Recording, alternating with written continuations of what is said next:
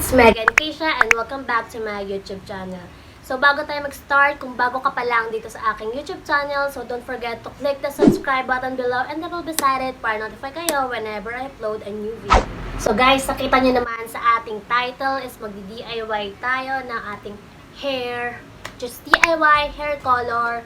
Magko-color na naman tayo. So ayan, tumutubo na naman yung mga black hair ko ha. Hindi white hair, black hair po. Oo. So guys, this video is not sponsored.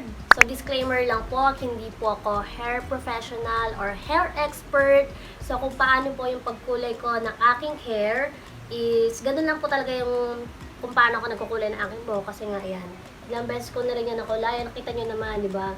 Damage na po siya. So guys, ng hair color na gagamitin ko is itong Bremod in a shade of 10.13 ash blonde.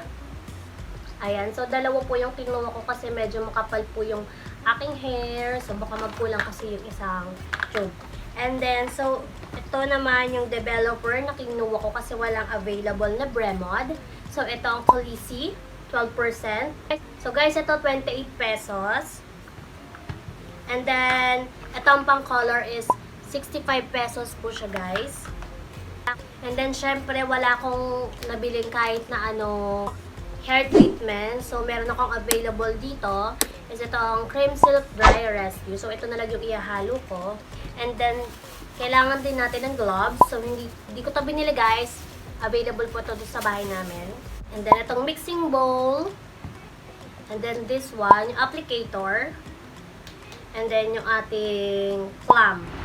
So guys, paghaluin na natin yung ating hair color, developer, at itong ating cream silk.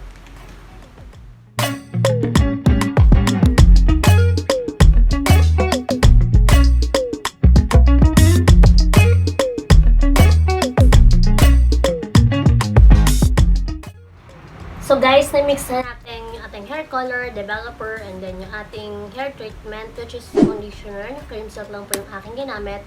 So ngayon guys, mag-start na tayo. So ang uunahin ko guys, syempre sa baba. Pero ang lalagyan ko lang is yung may black. So good luck to me kasi ako lang po mag-isa magkukulay ng aking hair. So ta-timelapse ko na lang kayo guys ha.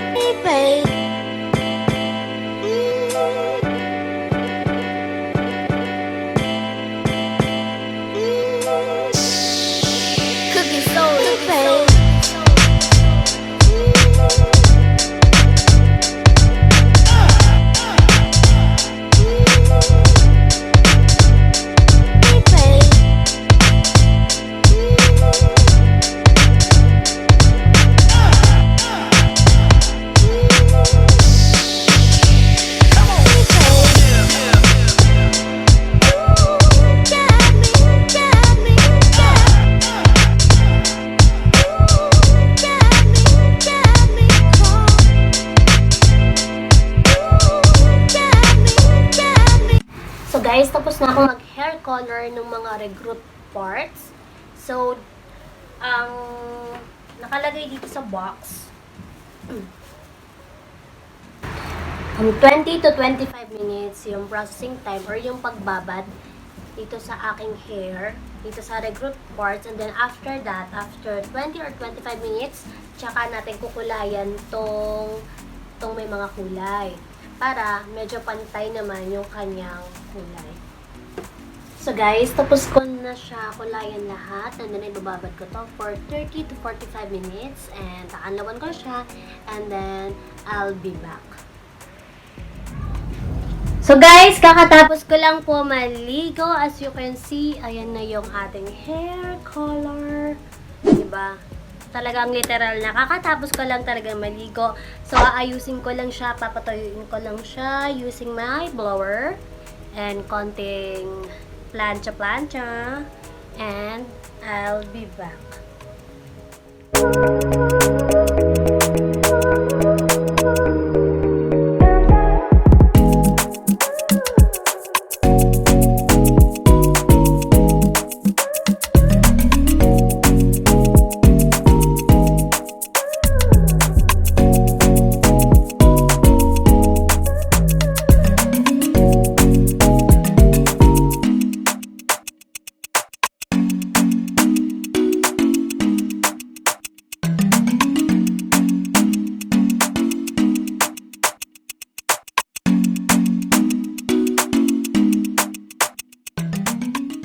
So guys, ito na yung ating final look. So ayan yung ating color ng hair.